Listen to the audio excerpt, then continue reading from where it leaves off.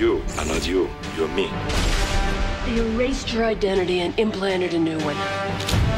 Watto wants what's in Quaid's head. Après vous avoir déjà fait pas mal de vidéos sur la carrière d'Arnold Schwarzenegger, après vous avoir parlé de Robocop concernant Paul Verhoeven, et après vous avoir parlé de Minority Report ainsi que de Blade Runner concernant Philip K. Dick, pourquoi pas réunir tout ça en une vidéo, ça pourrait être pas mal quand même. You're quite right. Wrong. If I'm not me, who the hell am I? You wouldn't hurt me.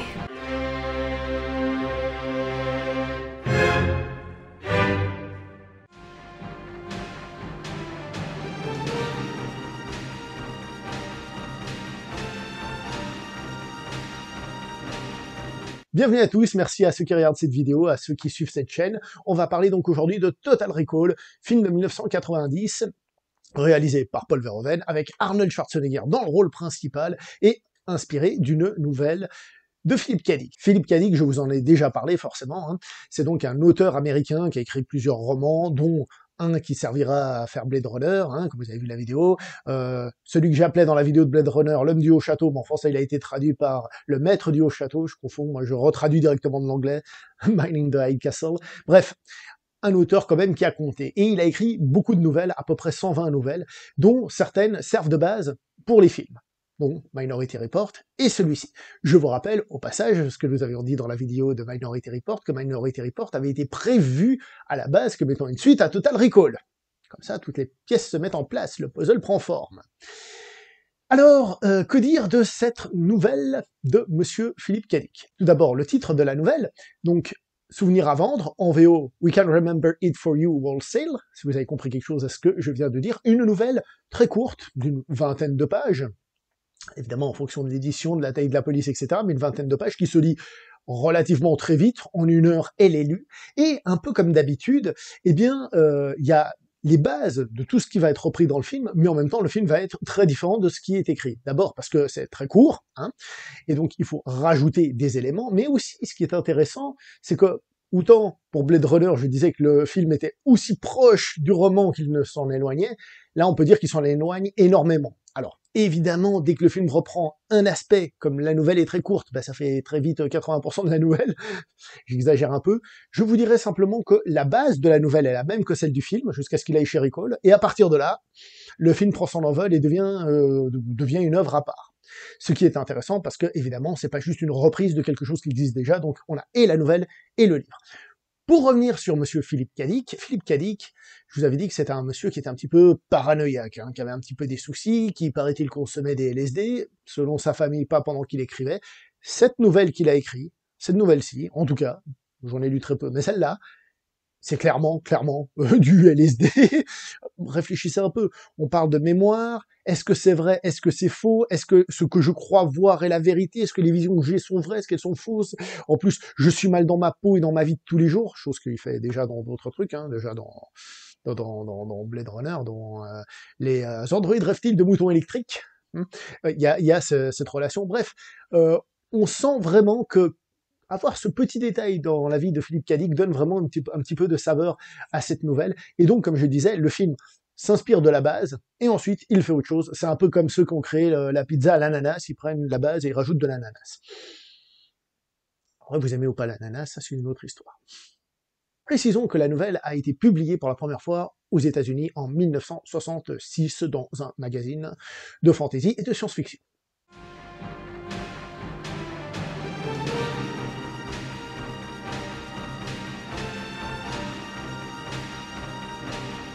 « 1974, c'est l'année dans laquelle un scénariste, Ronald Shusett, achète les droits de la nouvelle pour en écrire un scénario. On est en 1974 et le film est sorti en 1990, autant vous dire qu'il s'en est passé des choses et que c'était pas si facile que ça. Alors lui, il écrit un premier scénario, il prend avec lui un certain Dan O'Bannon, que vous connaissez forcément, le gars qui a travaillé sur Alien, hein, évidemment, hein, le papa scénaristique d'Alien, on va dire. Donc, on a cette équipe-là qui écrit. Il décide de vendre le scénario à Hollywood, un peu à gauche à droite, qui veut nous l'acheter, et il finit par être acheté par Dino De Laurentiis. Alors là, tout de suite, ceux qui connaissent la carrière de Schwarzenegger savent que Schwarzenegger était lié à Dino De Laurentiis dans ses premiers films, et par conséquent, on fait le lien direct, on dit, bah voilà, c'est ça qui s'est passé, absolument pas, absolument pas. Je ne vais pas vous cacher que pendant la production du film, à un moment donné, Arnold Schwarzenegger est tombé sur le scénario et il a dit « Oh, mais ça, moi, ça m'intéresse !» Il est allé voir Dino De Laurentiis, tac, tac, tac, tac, il lui a dit « Ça m'intéresse !» Et Dino De Laurentiis l'a regardé et lui a dit « Tu te fous de ma gueule ou quoi ? Ça pour toi, là Tu veux ressembler à une espèce d'employé de bureau qui s'ennuie et autre truc, hein ?» Et puis en plus, sérieusement, toi, en tant qu'espion, sérieux, toi, tu vas faire un film en tant qu'espion, toi, sérieux, Évidemment, je fais référence à ce film, mais aussi à True Lies, si jamais... Bref, blague à part, en gros, Dino De Laurentiis l'a empêché de faire Total Recall, il lui a dit « Non, c'est pas pour toi, laisse tomber ». Alors évidemment, en plus d'être passé de plusieurs mains de producteurs, c'est passé aussi dans plusieurs mains de réalisateurs quand Dino De Laurentiis gérait la chose. Et entre autres, un qui est intéressant de nommer, c'est un certain David Cronenberg. David Cronenberg, qui a travaillé sur le film, il allait le réaliser. Ce qui se passe avec David Cronenberg, il avait ses idées à lui. Il avait envie de faire un truc à la David Cronenberg. C'est pour ça, d'ailleurs, qu'il a beaucoup développé tout l'aspect mutant qu'il y a dans le film. Ça, c'est son idée de bien le développer. Il a développé plusieurs choses qui sont restées, comme le personnage de Quato qui sort du ventre, etc. Ça fait un peu Cronenberg, c'est parce que c'est Cronenberg. Il a aussi développé la fameuse scène de la pilule. On reviendra dessus plus tard, qui est resté dans le film final, et d'ailleurs, Paul Verhoeven dit que c'est la scène qui l'intéresse le plus dans le film, celle qu'il trouve la plus intéressante. Donc tout ça, ça vient de David Cronenberg. Ce qui se passe, c'est que David Cronenberg, lui aussi, la dernière partie du film, comme beaucoup de gens, lors de la production, la dernière partie du scénario lui plaisait pas. Et lui, il a fait un truc à la lui, assez peu d'action, d'aventure et tout ça. Il se disait pendant la production que ce film devait être les aventuriers de l'Arche perdue sur Mars. Bref, David Cronenberg, lui, il voulait faire un truc à lui, à sa sauce, ce qui n'a pas collé avec le producteur, et donc David Cronenberg a quitté le projet, divergence artistique, comme on dit dans le métier, et c'était le cas, et donc il est parti, même si, comme j'ai dit, certaines de ses idées sont restées au final. Donc il a quand même eu son petit mot à dire sur la version qu'on a de ce film.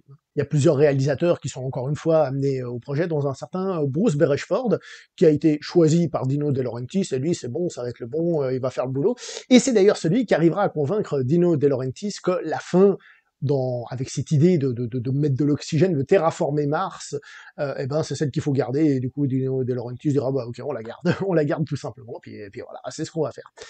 Donc, ce nouveau réalisateur en poste va partir en Australie, faire du repérage, il y a déjà des décors qui sont en train d'être construits, etc., etc. Et l'acteur qui est choisi pour interpréter le personnage principal à ce moment-là, c'est Patrick Swayze, Swayze, comme on disait en français, à peu près, je le dis quand même avec une intonation bizarrement, le mec de Dirty Dancing, voilà, lui, lequel j'ai déjà parlé d'ailleurs dans Roadhouse, j'ai fait une vidéo sur Roadhouse. Bref, il part avec lui, parce que le projet était prévu, c'est bon, le film va se faire cette fois, voilà, c'est parti. Sauf que, coup du destin, la société de Dino De Laurentiis fait faillite. Faillite complète. Et du coup, le projet est abandonné. Qui profite de l'occasion ? Monsieur Arnold Schwarzenegger, qui dit « Écoute, monsieur Chaussette, ce projet ne fonctionne pas, mais moi, il m'intéresse. » Et donc, Arnold Schwarzenegger va mettre du sien, tant en popularité et qu'en argent, pour récupérer le scénario.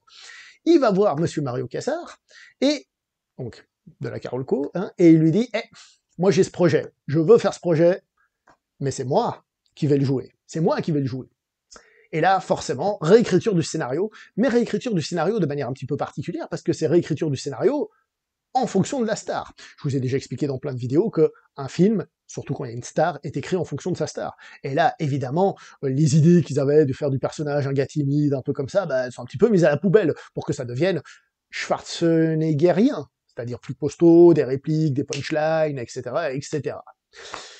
Schwarzenegger, je vous avais aussi dit qu'il avait été pressenti à un moment donné pour tenir le rôle principal de Robocop. Mais ça n'a pas été fait, parce que, entre autres, son physique et dans l'armure, c'était compliqué, enfin bref. Ils avaient même pas proposé, mais ça avait été pensé. Et lorsque Arnold Schwarzenegger a vu Robocop, il a fait « Waouh, c'est génial ce truc !» Et puis il avait rencontré monsieur Paul Verhoeven à une soirée, puis il lui a dit « Un jour, faudrait qu'on bosse ensemble. » Et cette fois qu'il a le producteur, qu'il a le scénario qui se met en place, il contacte Paul Verhoeven, et il lui envoie le scénario, et il lui dit Tu te souviens qu'on avait dit qu'on allait bosser ensemble? Eh ben c'est sur ce film. Nous, on va faire ce film. Tu as 3 heures pour te décider. Oui ou non? Et Paul Verhoeven, vous le savez, a accepté et réalisera finalement le film. Mais Paul Verhoeven va mettre du sien aussi dans le scénario. Il va pas juste laisser les choses comme ça se faire, ça va pas être le yes man de service, il va mettre du sien. D'ailleurs, je pense que si Schwarzenegger l'a demandé, c'était aussi pour qu'il mette du sien. On va revenir un peu là-dessus, mais Paul Verhoeven ne va pas juste se contenter de faire, voilà, un film quelconque. Alors oui, bien sûr, le film va être Schwarzeneggerisé, mais il va aussi être Paul Verhoevenisé. Entre autres, la dernière partie, la fameuse dernière partie qui posait autant de problèmes, hein, Paul Verhoeven disait qu'à ce moment-là, c'était devenu quelque chose de juste trop d'action, pampan, explosion, et qu'il trouvait dommage que le film perde son côté un petit peu intellectuel, son côté un peu réflexion, philosophique. Donc il s'est dit, faut que ce soit pampan, explosion, mais il faut aussi qu'on garde un petit peu cette sève. Et donc, bah voilà, ça a été modifié pour le film que l'on connaît actuellement. Le film, finalement, ne sera pas du tout tourné en Australie, hein, évidemment, il sera tourné au Mexique, hein, profitant au passage de l'architecture du néo-brutalisme, je ne connais pas du tout l'architecture, je ne fais que de citer, hein, profitant de cette architecture pour que ça colle à ce côté futuriste, un peu déshumanisé, désincarné, un peu carré comme ça, etc., etc. Donc, tant mieux pour eux. Arnold, c'est la grosse star, certes, il a mis de l'argent, mais il encaisse aussi pas mal. Hein. Et quand on a une star dans un film, généralement, le reste du casting aussi se construit autour de la star. Et c'est pour ça que des gens comme Sharon Stone sont pris parce qu'ils étaient pas très chers à cette époque-là, et ça matchait avec l'acteur. D'ailleurs, Paul Verhoeven dira que il l'a choisi très rapidement, hein. Elle a fait un essai caméra, un truc comme ça, puis bon, c'est bon, allez, on y va, il en a parlé à Schwartzy, ok, c'est bon, on la prend. Sharon Stone, qui à cette époque-là n'était pas très connue, elle avait fait quelques petits films, dont les fameux Alan Quatermain, hein, avec Richard Chamberlain, par exemple. Ok, il y a tout ça, mais c'était pas une méga star. Hein. Disons que la méga starification de ce personnage passera plus tard par un autre film de Paul Verhoeven, Basic Instinct, ça vous le savez. Donc déjà dans ce film, elle va marquer quelques petits esprits, elle est choisie comme ça, et tout le casting est choisi comme ça, autour de Schwarzenegger. Paul Verhoeven, lui, pour une question de contrôle, hein, puisqu'on rappelle que c'est son deuxième film américain, il va arriver, puis il va essayer de prendre quand même les gens avec qui il avait déjà travaillé sur Robocop. Hein. Il n'arrivera pas à faire revenir tout le monde, certains acteurs ne pourront pas revenir, etc. Mais il fera quand même revenir des gens comme Rob Bottin. Rob Bottin, c'est celui qui s'occupe du maquillage dans le film. Et disons les choses comme elles sont, tout ce qui est mutant maquillage, moi je trouve ça incroyable. Incroyable. Ça n'a pas vieilli parce que bah, c'est physique. C'est pas du CGI, c'est physique. Et globalement, les effets spéciaux sont pour tous, on va dire, la plupart, non mais tous pratiquement, eh ben, c'est à l'ancienne, c'est avec des grosses maquettes, des trucs et des machins, et certes, le film aura peut-être vieilli sur certains aspects pour certaines personnes, je ne le dis pas, mais en lui-même, il tient encore parfaitement la route. La scène qu'ils avaient prévu de faire avec des ordinateurs, c'est le fameux rayon X, hein, quand ils passent avec le rayon X, etc. Mais en plus, il y a eu un souci, ils n'ont pas pu la faire par ordinateur, donc ils ont dû trouver des méthodes pour le faire finalement à l'ancienne, et encore une fois, tu vois ça encore de nos jours, et tu dis, eh bien, ça tient la route, mais à 100%, c'est abusé comme ça tient la route. Et ça, c'est un des points forts du film, bah, c'est qu'il n'a pas trop mal vieilli, du moins à ce niveau-là. Et ça, déjà, c'est super, super, super cool. Mais Paul Verhoeven, le Hollandais violent, comme on le surnomme, eh ben, il a fait un film très, très violent, et ben ça, les gens de la censure, ils ont pas aimé. Hein. Je crois que le film s'était pris un X la première fois, et la version que tout le monde connaît de Total Recall est une version censurée, une version amoindrie au niveau de la violence. On espère un jour voir une espèce de director's cut ultra violente, j'allais dire ultra violent, mais oui, pourquoi pas, ultra violent cut, pourquoi pas, mais pour le moment, ça n'est pas le cas. Il y a Robocop, hein, on a pu voir une version soi-disant du réalisateur, en tout cas avec des bouts de scène en plus et un peu plus de violence. On voudrait voir ça aussi en ce qui concerne Total Recall peut-être un jour. Mais pour le moment, c'est pas le cas, cependant, voilà, le film était quand même considéré comme étant très violent, ça a quand même choqué des gens, hein, de par cette violence premier degré, qui est quelque chose de très Paul Verhoeven, le Hollandais violent. Le film sort, et Arnold Schwarzenegger dira que ce film a été très important dans sa carrière pour le propulser, pour être une star. Bon, Schwarzenegger, il est monté vraiment, ce que je veux dire, c'est que il a très peu stagné, certes, il a fait le contrat, par exemple, qui fonctionne moins bien, mais globalement, Schwarzenegger a pratiquement toujours monté jusqu'à un moment. Et Paul Verhoeven, lui, qui n'était pas forcément un réalisateur de science-fiction à la base, se retrouve à faire Robocop, Total Recall, et plus tard, le hasard le mènera encore à faire Starship Troopers, ce qui fait que dans sa carrière américaine, le monsieur est devenu une espèce de maître du cinéma de science-fiction, alors que c'était pas forcément son intention à la base, c'est pas forcément un gars qui fait de la science-fiction. Le film remportera un énorme succès et deviendra évidemment, au fur et à mesure des années, culte. En 2012 sortira une nouvelle adaptation de la même nouvelle de Philip K. Dick, Total Recall, mémoire reprogrammée, avec Colin Farrell, réalisé par Len Wiseman. Est-ce que c'est vraiment une nouvelle adaptation de la nouvelle? Ma réponse est claire et nette, non. Non, c'est pas une nouvelle adaptation de la nouvelle. Il y a des éléments de la nouvelle, etc. Mais on va pas se mentir, le film est un remake de Total Recall, celui de 1990.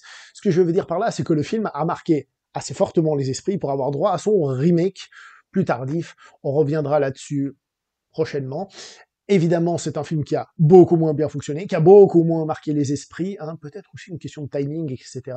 Mais aussi une petite erreur que fait le film selon moi, mais on va revenir dessus tout de suite.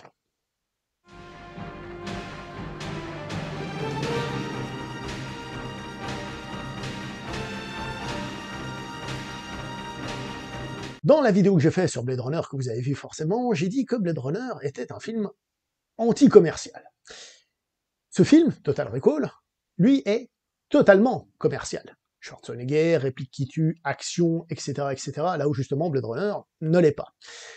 Une des critiques que l'on fait souvent à Total Recall, c'est la gestion de sa lumière. C'est vrai que la lumière dans Total Recall n'est pas ce qu'il y a de mieux géré, c'est pas la lumière la plus artistique, la plus travaillée. Je ne suis pas en train de vous dire que je ne voudrais pas qu'il y ait un petit peu plus de côté artistique dans ce film, ça aurait été sans doute un petit truc en plus, on va pas se mentir, mais si je vous parle de Blade Runner, ce n'est pas pour rien, c'est la comparaison entre les deux. Au-delà de l'aspect commercial, je vous ai parlé aussi du remake. Là, il y a les 3 films qui rentrent dans l'équation. Parce que le remake essaie d'avoir quelque chose de plus post-11 septembre, on va dire, quelque chose comme ça, vous voyez, quelque chose de plus sombre, etc. Et donc, il va avoir un visuel qui va se rapprocher un peu de celui de Blade Runner. On sent que Blade Runner a laissé une grosse impact dans la science-fiction, et ce remake essayait de reprendre un petit peu ce genre d'idée. Et c'est là qu'il faut comprendre quelque chose de tout bête. Bien sûr que Total Recall, le vrai, l'original, il a un visuel qui est moins soigné que Blade Runner, c'est sûr et c'est certain.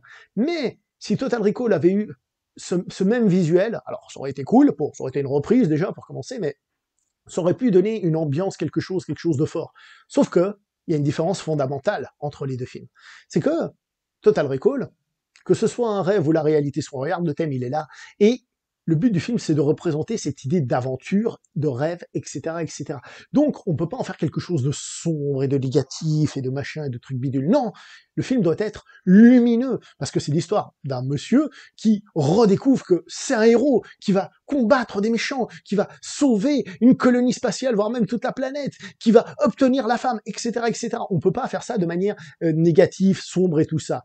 Et c'est pas pour dire que l'un est meilleur que l'autre, c'est juste pour dire que ce sont 2 approches différentes et que cette différence d'approche se justifie au-delà simplement de ce que je mets de la lumière ou pas, par rapport à la thématique et ce qui veut être développé dans le film. C'est ce qu'on appelle le cinéma couramment.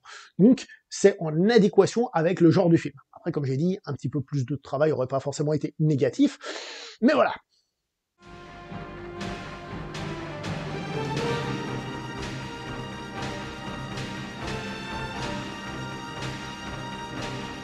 Un petit mot sur la musique de Total Recall. Alors, si comme moi, vous êtes quelqu'un qui suivait la Liga, donc le championnat espagnol, vous avez souvent entendu cette musique parce qu'elle était utilisée à l'époque, en tout cas dans le pay-per-view, je me souviens, c'était la musique d'intro des matchs.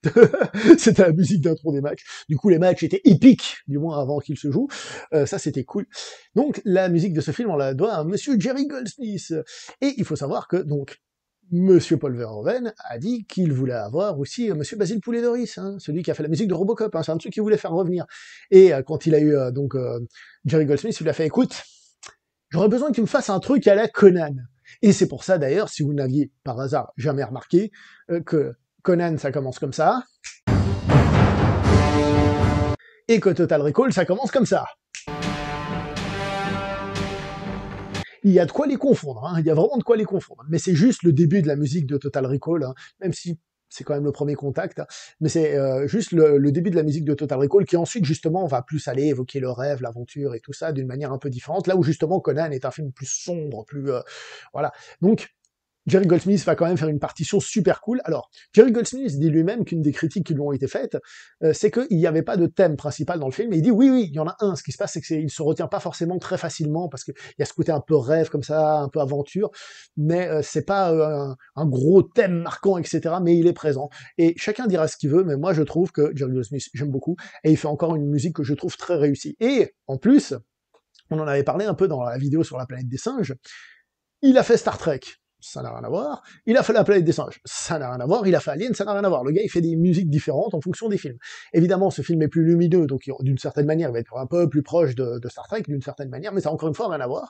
Le monsieur est capable de se diversifier dans des films de science-fiction. Mais comme je vous l'ai dit tout à l'heure, des films très différents, donc c'est normal aussi que la musique soit différente.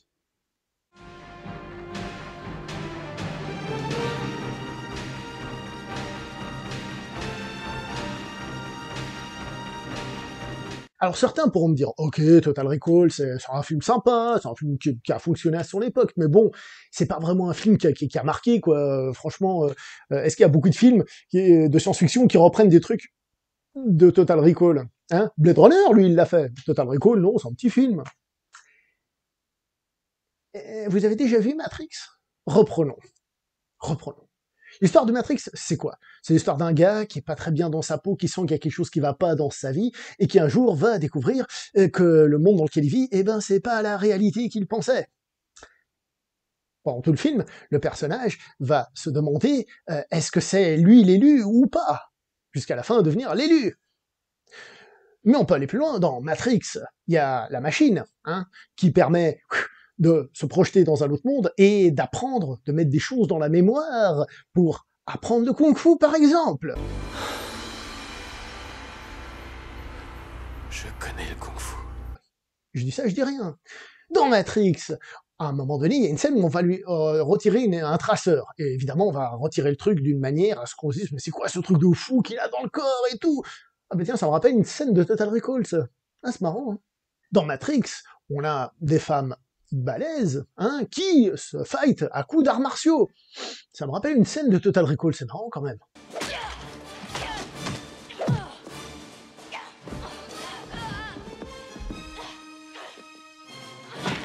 Est-ce que Matrix, faudrait l'appeler Total Recall parce qu'il rappelle quelque chose, hein?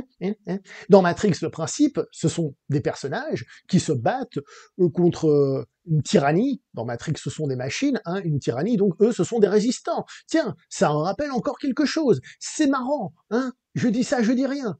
Et il y a la fameuse scène de la pilule dans Matrix, hein?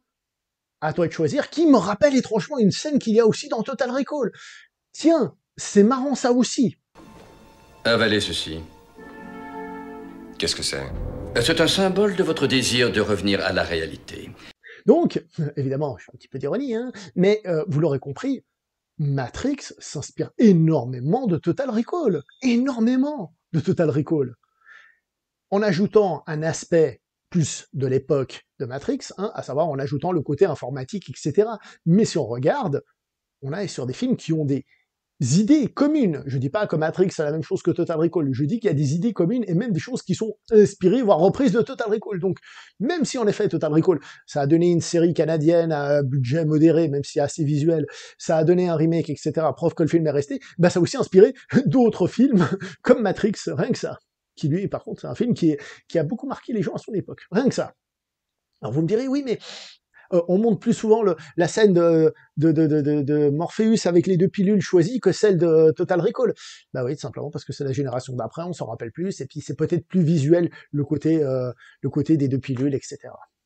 Et donc, ça veut dire que beaucoup de thématiques présentes dans Matrix sont déjà dans Total Recall. Évidemment, on peut parler de l'allégorie de la caverne de Platon, hein, évidemment, puisque le personnage croit voir quelque chose avec le mur de fond. Je vous réexplique pas ce que c'est que l'allégorie, hein, je vous l'ai déjà expliqué dans d'autres films, et puis vous l'avez sans doute appris à l'école et autres variantes. Hein.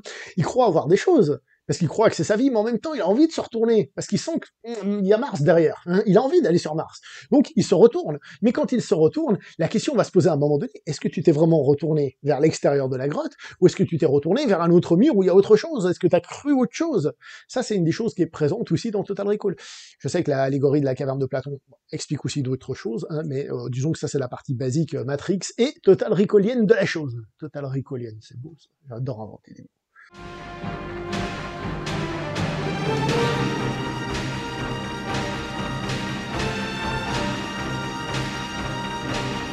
Maintenant, voyons voir aussi les influences qu'a eu ce film, parce qu'évidemment, il ne sort pas de nulle part. Vous me direz, la nouvelle de Philippe K. Dick, évidemment, mais plus globalement, Paul Verhoeven cite ouvertement comme influence, évidemment, Alfred Hitchcock. Alfred Hitchcock, on ne peut pas le louper. On peut ne pas apprécier ses films, les trouver vieux, tout ce qu'on veut, mais il a tellement influencé le cinéma, j'ai envie de dire encore actuel, et le cinéma qu'on a tous aimé, que forcément, il serait bête de ne pas le citer. Prenons un petit exemple. Donc ce film, on a un personnage normal, lambda, de la vie de tous les jours, qui se retrouve embarqué dans une aventure qui le dépasse. Qui plus est, quelque chose qui est lié à une histoire d'agent secret où il serait un agent secret, ce qui peut évoquer évidemment, ni plus ni moins, que La mort aux trousses, son grand classique, qui mélange donc aussi une part d'espionnage avec une part d'action, la fameuse scène aussi de l'avion, donc pour ça aussi on peut dire que le film a aussi des scènes d'action premier degré. À partir du moment où un personnage est un agent secret qui ne l'est pas, mais qu'il l'est, à partir de là, tout est faux semblant, tout est quelque chose à découvrir, qu'est-ce qu'il y a réellement à l'écran, quelle est la vérité, le suspense, Hitchcock, le fameux maître du suspense, et ça, évidemment, on le retrouve totalement dans Total Recall. Et le film ne se prive pas non plus de faire des références à, par exemple, Vertigo. Je veux dire, les femmes qui jouent un double jeu, c'est Vertigo, le personnage qui est manipulé, c'est Vertigo, donc ce n'est pas juste, évidemment, aux trousses, North by Northwest, d'où le titre de cette partie, c'est clairement Hitchcock de manière générale. Alors bien qu'on n'ait pas de preuve directe, on peut aussi penser que ce film est inspiré par La mémoire dans la peau. Et là vous me dites, mais non, mais le film avec Matt Damon, il est sorti bien après. Oui, oui, oui, mais moi je vous parle du livre. Le livre d'origine est sorti en 1980. Donc 10 ans, qui a sans doute influencé d'ailleurs n'ayant pas lu le livre, mais ayant vu la version Matt Damon, il y a la fameuse scène où Arnold Schwarzenegger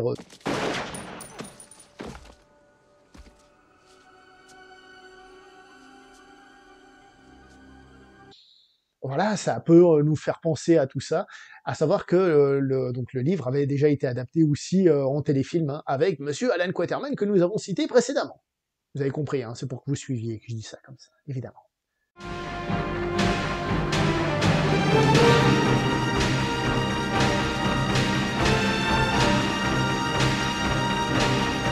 Nous avons vu donc ce que Hitchcock a apporté au film, maintenant voyons ce que Paul Verhoeven a mis de lui-même dans le film. Donc comme vous le savez, Paul Verhoeven est un réalisateur néerlandais né aux Pays-Bas dans les années 40.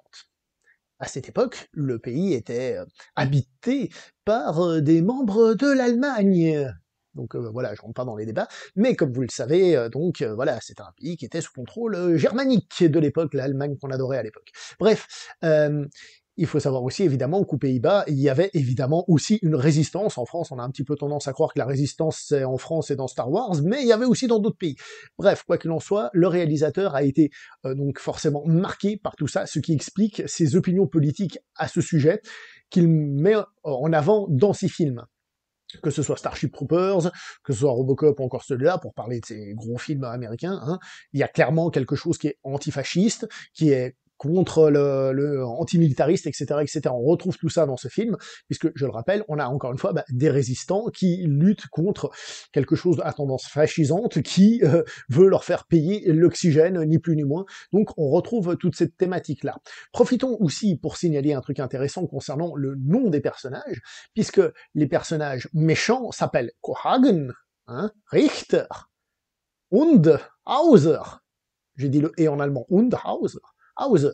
Hauser, pour la petite histoire, Haus, en allemand, comme en anglais, par exemple, ça veut dire la maison. Hauser, ça veut dire l'habitant. Et c'est intéressant, puisque le personnage de Hauser habite le même corps que Quaid.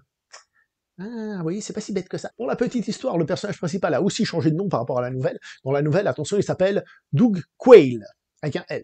Et dans le film, c'est Doug Quaid, avec un D. Pourquoi? Parce qu'il y avait un certain Dan Quayle, avec un L, qui était le vice-président des États-Unis à l'époque de la sortie du film, donc pour pas qu'on confonde, on a changé le nom. Autre subtilité concernant les noms, le personnage de Cuato, en fait, ça vient du mexicain. Rappelons que le film a été tourné au Mexique, où le terme cuate, avec un E, signifierait jumeau. Donc voilà, cuate, tout simplement. Une chose aussi qui peut être subtile dans le film, c'est Mars. Pourquoi Mars? Parce que dans la nouvelle d'origine, oui, mais Mars, pendant très longtemps, était le symbole des communistes. Pourquoi? Parce que Mars la Rouge, tout simplement, la peur des communistes. Combien il y a eu de films d'invasion martienne? De le dire comme ça, c'est tellement cliché, c'est tellement kitsch. Parfois, on parle d'invasion extraterrestre, mais les Martiens, vous voyez, on a cette idée des Martiens qui seraient armés, qui viendraient attaquer tout le monde, surtout les États-Unis, évidemment. Donc, on avait ce cliché des Martiens.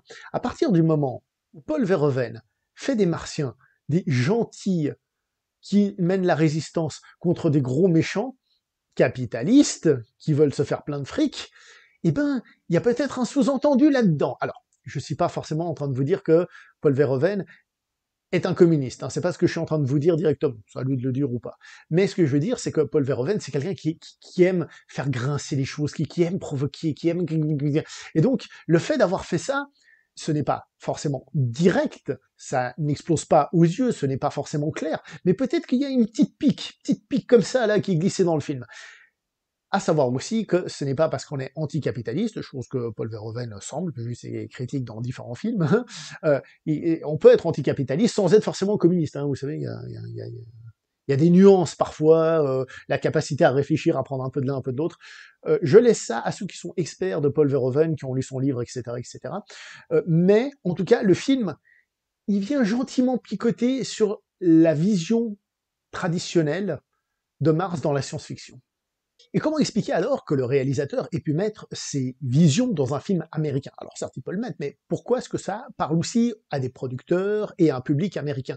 Eh bien tout simplement parce que, on le sait, il y a eu l'histoire du Watergate, Nixon et compagnie, vous avez tous vu le film JFK de Oliver Stone, je veux dire, c'était une époque où les États-Unis commençaient, les États-Unis on va dire, surtout les habitants, commençaient plus être très contents de leur gouvernement. Ça restait leur gouvernement et tout, mais ils commençaient à plus avoir tout à fait confiance en leur gouvernement. Et c'est pour ça que, dans ce film, eh ben, le gouvernement, une forme de gouvernement, est pointé du doigt comme étant des méchants.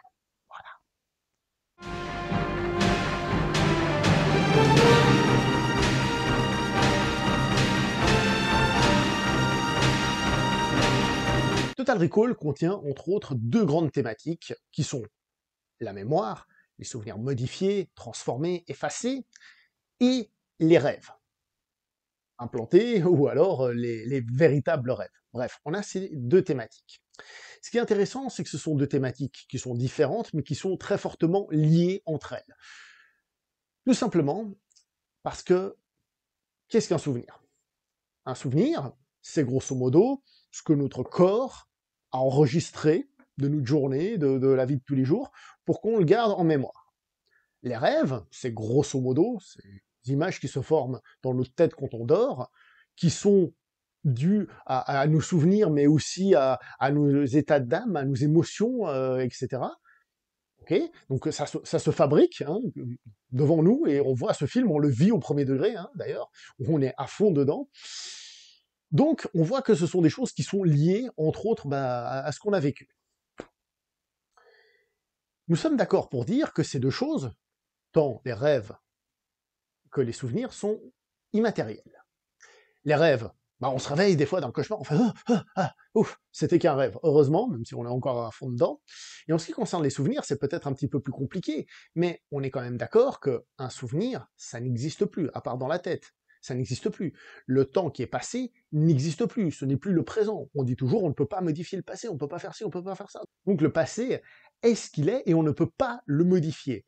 Or, la mémoire, c'est ce que l'être humain a enregistré avec ses 5 sens. D'accord? On sait, au passage, que ce que nous, on a enregistré autour de nous, on l'a enregistré avec les limitations de notre hardware. C'est-à-dire que on sait, par exemple, qu'on ne voit pas les ultraviolets, qu'on n'entend pas les ultrasons, par exemple. Donc, on a enregistré ce qu'on a pu. Mais ça va un peu plus loin, puisque ce qu'on enregistre n'est pas forcément vrai. Je m'explique. Prenons déjà un enregistrement technologique. Hein, on enregistre avec un dictaphone notre voix, ou alors on a une caméra et on filme. Vous le savez tous, hein, vous êtes cinéphile donc vous le savez forcément, que ce que montre une caméra n'est pas forcément la réalité, puisque l'on sait que derrière la caméra il y a un réalisateur, à côté il y a un type qui est en train en train de réparer un costume, etc., etc. Et même dans un documentaire ou ce qu'on veut, quand on filme quelque chose, on ne filme pas ce qu'il y a autour, on ne filme que ce qu'on veut, on fait du montage, etc., etc. Donc, et même s'il n'y a pas de montage, hein, mais je veux dire, le cadre. Donc, que ce soit un enregistrement vocal, que ce soit une caméra, même en essayant d'être le plus proche possible de la réalité, d'enregistrer une réalité, ce n'est jamais totalement la réalité. C'est une représentation, c'est un écho du passé qu'on a réussi à fixer. Et bien, les souvenirs, c'est un peu pareil, dans le sens où on va se rappeler de choses, mais ça nous est déjà arrivé, et ben d'oublier des choses, tout simplement. Ah, j'ai oublié, tout simplement, j'ai oublié. Et après on dit, ah mais c'était ça, ah bah oui c'était ça, c'est vrai, merci de me le rappeler. Ou alors, on ne se rappelle pas bien, on mélange, alors, je ne sais plus si c'est celui-là le premier ou celui-là le premier. Hein. Par exemple, moi j'ai vu Total Recall et Terminator 2 pour la première fois le même jour, je ne sais plus lequel j'ai vu en premier. Je crois que c'était Terminator 2. Est-ce que j'en suis sûr? Pas forcément. Vraiment pas forcément. Bref, ça déjà, je peux confondre. Ça, c'est l'oubli, c'est des choses comme ça. Mais pire encore, des fois, on se trompe, tout simplement. On se trompe. On nous demande de quelle couleur était ça, puis on s'est dit, ah tiens, je me suis pas posé la question, je crois qu'il était rouge. Oui, oui, oui, oui, il était rouge. Et en fait, non, il n'était pas rouge. On a cru le voir. On a cru s'en souvenir. Donc, les souvenirs, ben, ils sont pas très fiables. Hein. On voit que c'est quelque chose qui n'est pas très fiable. Donc, se baser sur ces souvenirs, c'est compliqué. Et évidemment, je fais le lien avec le film, parce que le personnage perd ses souvenirs d'origine, on lui en met d'autres, et il ne sait pas trop à quoi se fier comme souvenir. Un homme se définit par ses actes, et non par ses souvenirs. Quant au rêve, eh ben, la même chose, le rêve n'existe pas, des fois ça arrive, ça peut arriver, hein, quand on se réveille et qu'on se dit, attends, mais ça c'est en vrai ou je l'ai rêvé, je sais plus, on peut confondre un petit peu tout ça. Donc en réalité, on a ces deux aspects, mais nous, l'histoire que l'on suit dans le film, c'est celle qui se passe, entre guillemets, à l'instant T, ce que nous on voit. Le film fait un rêve ou réalité, ça c'est un débat, mais c'est ce que nous on voit. Et c'est intéressant encore, pour faire les liens entre la mémoire et les rêves, on va mettre une petite notion bouddhiste, la notion d'éveil. Alors c'est pas un cours de bouddhisme, hein, que je sois bien clair, je suis pas un expert, j'avais lu des trucs, surtout quand je faisais des arts martiaux, sur la notion d'éveil. Et tel qu'il est raconté, la notion d'éveil, c'est le fait de ne pas être en train de dormir. Merci beaucoup, merci, merci, merci. Non mais justement, d'éveil, ça n'a rien de... Voilà, c'est être éveillé, ça veut simplement dire être présent à l'instant T. Ne pas être en train de rêvasser, rêvasser. C'est-à-dire, je suis éveillé, mais je rêvasse, mon cerveau y part. Donc je suis en train de penser à ce que je vais manger ce soir. Je suis en train de penser au film que j'ai vu hier soir. Donc là, je suis dans la mémoire, je suis en train d'imaginer des choses. Ah, peut-être que je pourrais écrire cette histoire, mon personnage, en fait, c'est un agent qui va sur Mars, un agent secret, vous voyez. Donc, on est un peu partout, dans le passé, dans le futur, dans l'imagination et tout ça, au lieu d'être là à l'instant T. Et le film, ce qu'il fait, c'est justement d'essayer d'être le plus possible là, à l'instant T, sur le personnage. Et tout ça nous amène donc à une autre réflexion sur la personnalité du personnage.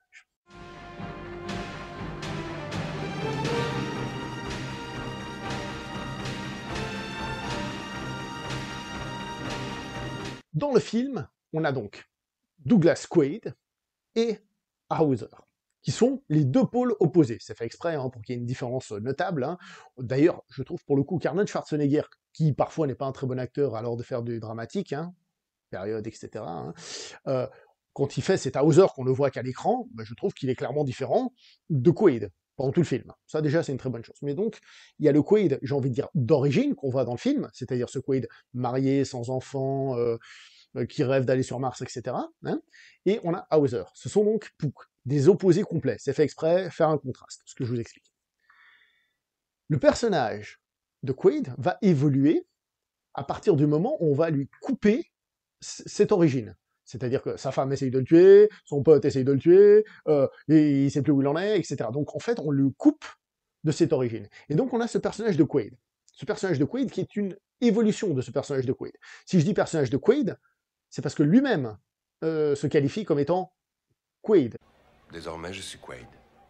Douglas Quaid. Pas je suis Hauser ou je suis quelqu'un d'autre. Il se qualifie comme étant Quaid, et c'est normal, parce que malgré qu'on l'ait coupé de sa vie, c'est quand même les souvenirs qu'il en a. Donc il est dans l'évolution de ce Quaid, c'est un nouveau Quaid.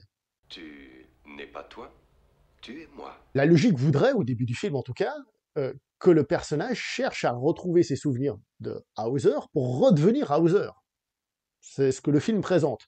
Donc il part de l'un pour arriver vers l'autre. Vous avez vu le film, vous savez qu'Hauser, c'est un méchant. Je voulais récupérer Hauser, mais non! Vous vouliez absolument être Quaid! Je suis Quaid. Et en fait, ce qui est très intéressant, c'est que ce personnage de Quaid central est influencé par encore une autre personnalité qu'a le personnage, c'est celle d'Arnold Schwarzenegger lui-même. Je m'explique. Les deux Quaid, enfin Quaid et Hauser, hein, ils sont là, ça c'est dans le film, dans la diégèse du film. Arnold Schwarzenegger, c'est hors de la diégèse du film, mais je parle pas de l'acteur Arnold Schwarzenegger, je parle de la star Arnold Schwarzenegger au cinéma d'action, même pour être précis. C'est-à-dire que ce Quaid du milieu devient la version cinématographique que tout le monde a envie de voir, la classique, on a payé pour ça, d'Arnold Schwarzenegger. Et c'est intéressant parce que je vous ai dit donc que le film était construit sur la personnalité d'Arnold Schwarzenegger, etc., etc., etc. Donc, on a en fait un Quaid qui va vers Hauser, en étant plus quelqu'un qui ne sait pas se battre, etc., etc. Quand il sait se battre, quand il utilise des flingues et tout, il devient Arnold Schwarzenegger avec des répliques, etc., le Arnold Schwarzenegger du cinéma, et il ne devient pas un méchant à la fin, déjà parce que c'est le gentil du film, parce qu'il a ses souvenirs de Quaid, et en fait, au lieu d'aller vers Hauser, si on regarde ça, on va dire en 3D, il va partir vers Arnold Schwarzenegger cinématographique. Et qu'est-ce que ça a à voir avec la mémoire et les souvenirs, tout ça? Eh bien, tout simplement que les êtres humains se construisent, entre autres, par leur mémoire. C'est parce que vous avez de la mémoire que vous avez retenu ce que j'ai dit avant, n'est-ce pas? Et que cette construction prend peu à peu un sens, que peu à peu, les mots qui s'enchaînent, les syllabes qui s'enchaînent, les intonations, tout ce que vous voulez qui s'enchaînent, devient une phrase, qui devient un texte, etc., etc., et ça prend du sens. Et donc, Quaid, il se reconstruit dans le film à partir de ses souvenirs de Quaid d'origine, mais en étant coupé pour devoir se redevenir un Quaid, un nouveau Quaid. Mais il ne devient pas Hauser, parce que justement, il n'a pas ses souvenirs d'Hauser. Peut-être que, si à un moment donné, on lui remettait les souvenirs d'Hauser dans la tête, il dirait « Ah oui !» Vous avez bousillé ma couverture! Il y aurait un conflit, on va dire, mais il pourrait se dire « Oui, en effet, je suis Hauser. Je suis Hauser. Je suis Hauser. je suis Hauser. Donc, je suis Hauser. » Peut-être que ça aurait pu arriver. Mais comme il n'est pas confronté aux souvenirs d'Hauser, c'est en effet sa personnalité de Quaid qui va survivre, même s'il devient un Quaid différent et nouveau.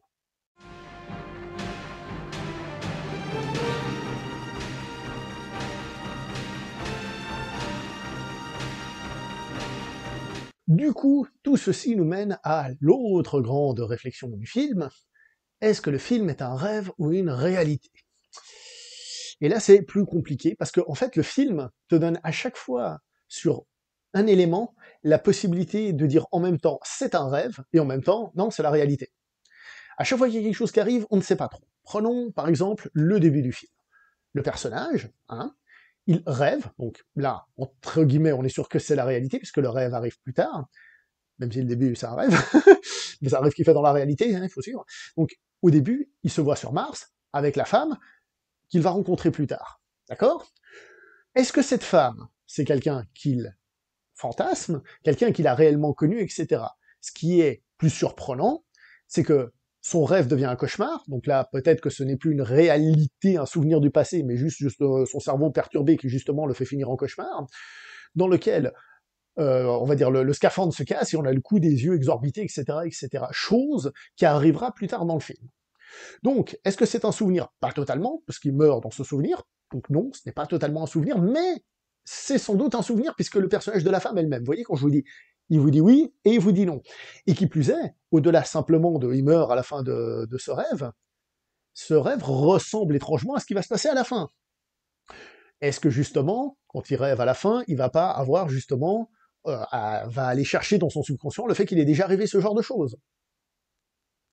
Voilà pourquoi le film d'entrée de jeu, il vient et il nous perturbe avec ça.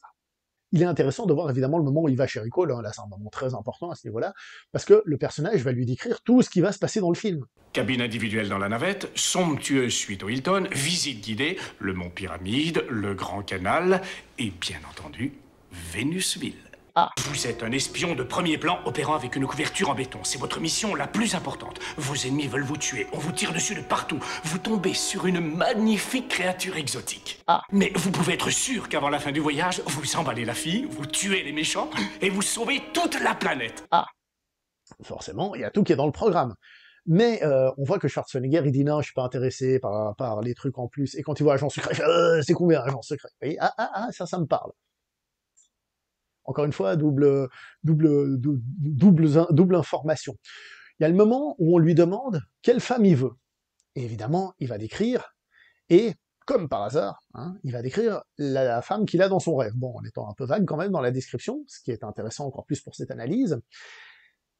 Et à un moment donné, il va voir cette femme sur l'écran. Oui, mais c'est le moment où il commence à être shooté. Juste avant, on le voit un peu shooté, et il voit sur l'écran qu'il y a la dame.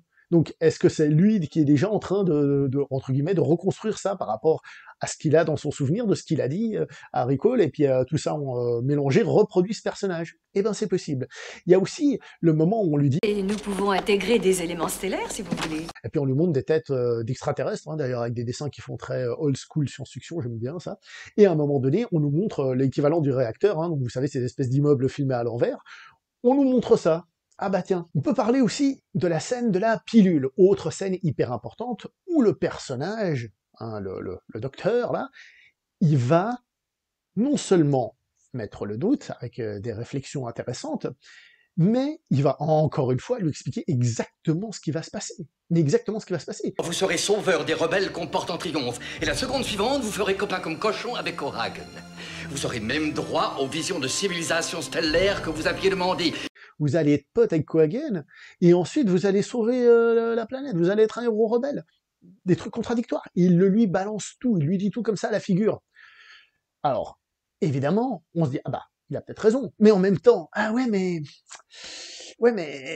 et c'est lui qui est dans son rêve, donc c'est lui qui contrôle tous les personnages de son rêve, donc peut-être qu'il rêve qu'on essaye de l'embrouiller.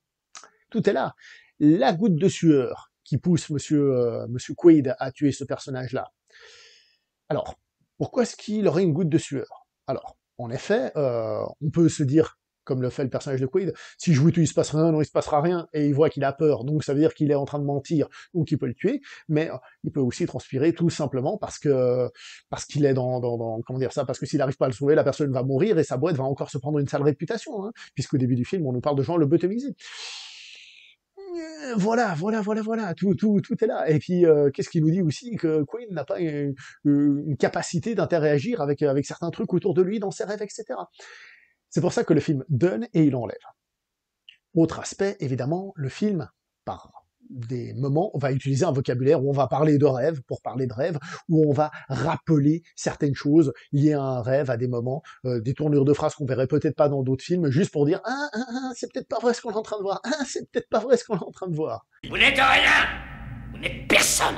Vous n'êtes qu'un rêve inepte. Il est important aussi de signaler la mise en scène, à partir de quand commencerait le rêve, hein. Donc quand il est chez Recall, il y a vraiment ce mouvement de caméra qui suggère que, bah là, il y a peut-être quelque chose qui se passe. Et ouais. Et à d'autres moments, on a encore ces petits effets, justement, de quand il commence à être Stone chez Recall, etc. Et entre autres, le final, le fameux final, où le film finit avec une lumière blanche, ping! Lumière blanche qui, généralement, est plutôt utilisée pour le fait de se réveiller, puisqu'on part du principe que dormir, on part, donc ce serait écran noir, ce qu'on a à la fin de tous les films, mais là, au lieu de faire l'écran noir comme d'habitude, on a au contraire une lumière blanche, signifiant plutôt le réveil. Mais peut-être aussi que ça signifie, en fait, qu'il a été lobotomisé. Puisque le monsieur de la pilule lui dit, écoutez, il faut que vous preniez la pilule pour sortir, sinon vous allez devenir fou et on va vous lobotomiser. Et la réplique de fin où le personnage dit qu'il risque de se réveiller, machin truc bidule, et ben ça va dans ce sens-là, ce qui fait que non seulement ça peut être la réalité ou un rêve, mais en plus ça peut être un rêve qui finit bien, il se réveille, ou un rêve qui finit mal. Donc ça aussi, on peut se poser la question. Donc le film, il joue avec intelligence constamment la carte de l'un et de l'autre, de l'un et de l'autre. Quand il dit l'un, il se contredit en même temps, et vice-versa, puisqu'on ne sait jamais à partir de quel moment le personnage de Quaid voit les choses peut-être avant de s'endormir, parce qu'il y commence déjà à partir, à quel point son cerveau influence déjà tout ça. Enfin bref. La vraie réponse, évidemment, et le film est fait comme ça, c'est qu'on ne sait pas. Quand on écoute le réalisateur, Paul Verhoeven, dans les interviews, lui, souvent, il dit écoutez, je ne sais pas. Voilà, il le dit, je ne sais pas, enfin, je ne sais pas. Il dit, je laisse les gens choisir, c'est fait exprès, blablabla, blablabla. J'ai cependant entendu dire, mais j'ai pas réussi à avoir la réponse, que dans son livre, il est écrit que selon lui, ça peut peut-être gâcher le plaisir aux gens, hein, donc que selon lui, ce sera un rêve. Et c'est horrible parce que pour faire cette vidéo, j'ai vu le film 2 fois complètement, plus des moments où je vais chercher les scènes et tout ça, ce qui fait que je dois aussi revoir des trucs. Et quand je l'ai revu, là, après des années, je me suis dit, c'est vrai que c'est un rêve.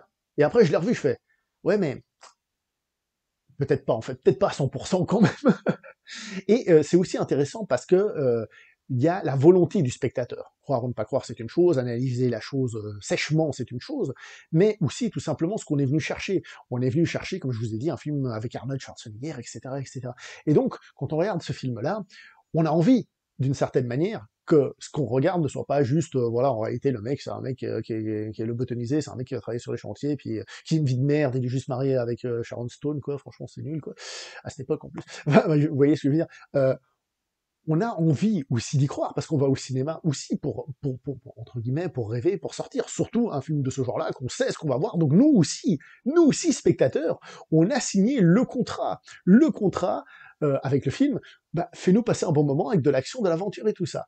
Et d'ailleurs, on revient, hein, je vous ai parlé du bouddhisme, nous aussi, spectateurs, dans la salle, où on se laisse ricoler hein, par le film qui nous emmène ailleurs, et pourtant ce n'est qu'un film, même si on a envie, peut-être pas tous, mais globalement on a un peu envie que ce qui se passe dans le film soit vrai. Alors, évidemment, soit vrai dans le film, hein, on se comprend, que ce soit la réalité dans le film.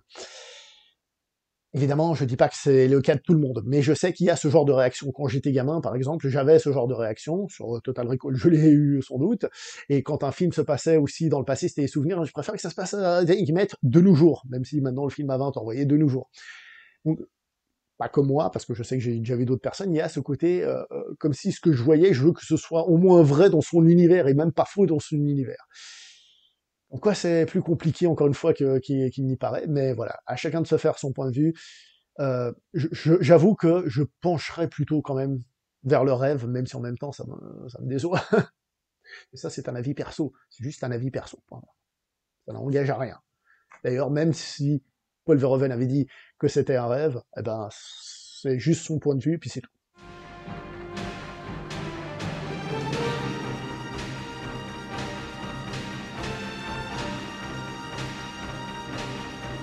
Évoquons maintenant une dernière réflexion. Partons maintenant du principe que le film, ce qu'il nous montre, c'est un rêve. Donc un rêve qui a lieu à partir du moment où le personnage de Quaid arrive chez Recall, hein, à partir du moment où il se met dans la machine.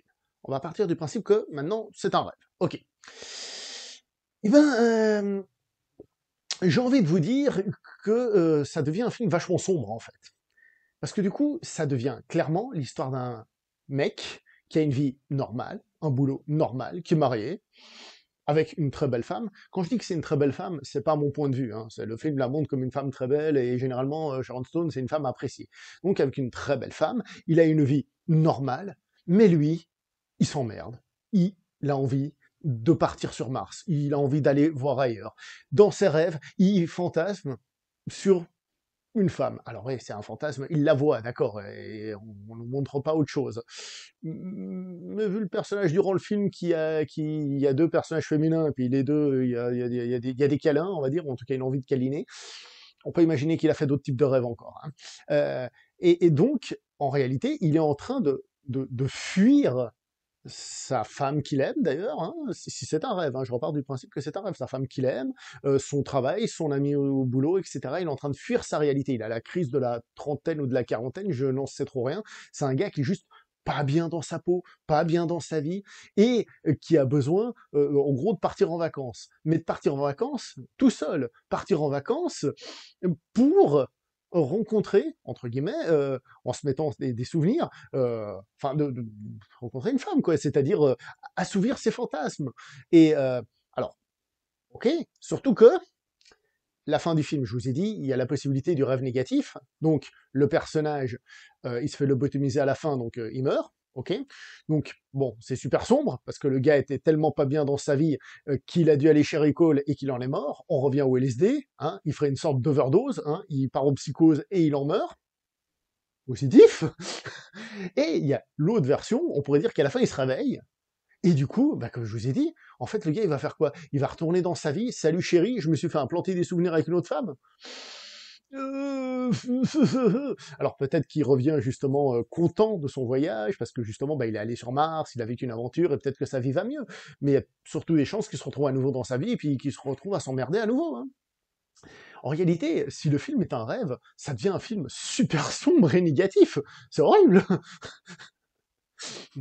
Et en plus, on va pas se mentir, le rêve qu'a envie de vivre le personnage, enfin qu'il va finir par vivre, au début c'est juste je veux aller sur Mars, et ben en réalité c'est un pur rêve beauf, c'est une beaufrie, c'est l'histoire d'un mec qui a une vie normale, hein, bon certes il a un physique qui est pas normal, mais je veux dire c'est un gars qui a une vie normale, et même entre guillemets plutôt positive sur certains aspects et tout, hein, par rapport à certaines visions de la vie, après chacun la sienne, hein, et qui en fait rêve d'avoir une autre vie, d'être un agent secret, de se battre, de taper des méchants, de sauver une planète, d'avoir une femme qui a envie de lui, etc., une autre femme que lui il fantasme, vous voyez ce que je veux dire?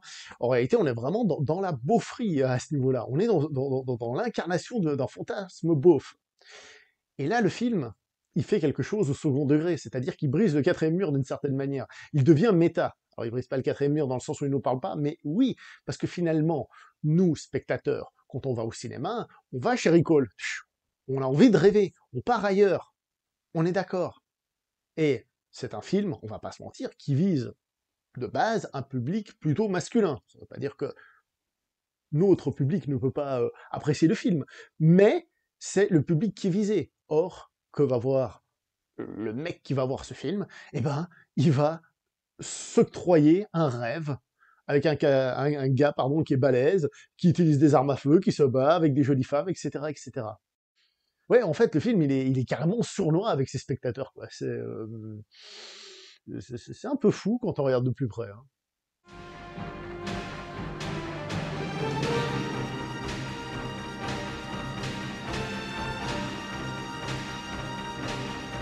En conclusion, qu'est-ce qu'on peut dire sur Total Recall? Total Recall, c'est un film quand même plus complexe qu'il n'y paraît, et pourtant très simple. On veut voir un film de divertissement avec de l'action, on veut juste voir ça, on est là pour ça, pour le plaisir, on l'a. On veut un film un peu plus philosophique, hein, sur des questions justement des souvenirs, est-ce que ça nous influence, les rêves, tout ça, on l'a. On veut un film qui peut-être, bon ça c'est un peu plus caché, mais qui peut-être évoque justement les méfaits de la drogue et tout ça, c'est très caché, on est bien d'accord, hein, mais on peut le trouver, voilà. On veut un film politique, qui a un point de vue politique, qui n'est pas juste bête, j'ai envie de dire, on l'a aussi. Et en fait, c'est un film qui est beaucoup plus intelligent qu'il n'y paraît, bien que de base, certains pourraient dire que c'est juste un film beauf, parce que il t'invite à découvrir toute cette richesse, mais le spectateur s'arrête là où il en a envie, là où il en a aussi peut-être la capacité. Mais quand je dis capacité, c'est quand il l'a vu la première fois, parce qu'après en révision on va plus loin, mais la première fois il était fatigué, et il a juste vu la première partie, enfin l'action, ça lui a plu, etc. C'est un film qui t'invite, et chaque spectateur peut y trouver son compte en fonction de ce qu'il a envie de voir, de ce qu'il a envie de rechercher.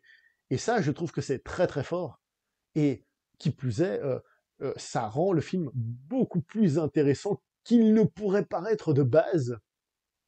Et qui plus est, c'est un super divertissement, il y a de l'énergie, ça y va, on se fait plaisir, il y a du rythme, il y a de l'action, il y a de l'humour. Le film est en plus devenu culte, donc on peut le voir et le revoir. J'ai envie de vous dire, que demande le peuple? Un abonnement, un like, un partage, tout ça, évidemment, n'est-ce pas?